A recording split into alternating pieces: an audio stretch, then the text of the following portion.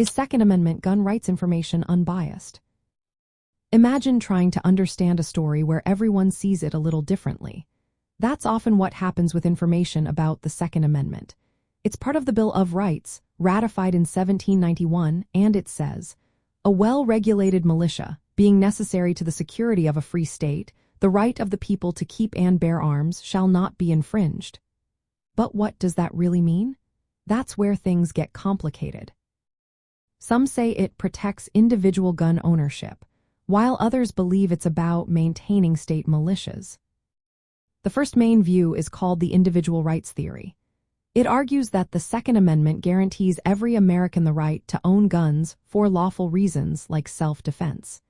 This interpretation was confirmed by the Supreme Court in the year 2008 in a case called District of Columbia versus Heller.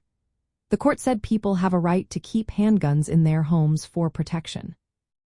Later, in the year 2010, the court in McDonald versus Chicago made it clear that this right applies to state and local governments too.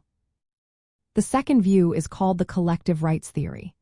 It claims the amendment was meant to protect the state's ability to keep militias, not necessarily to give individuals the right to own guns. This idea was supported by earlier court decisions like United States versus Miller in the year 1939. That case linked firearm possession to militia purposes, not personal gun ownership. Because of these different interpretations, information about Second Amendment rights can seem biased depending on who is sharing it.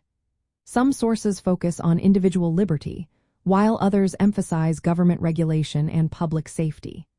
Court decisions and political debates also shape how facts are presented, sometimes highlighting history, laws, or policy issues selectively. Knowing your rights means understanding that the Second Amendment does protect a constitutional right related to guns.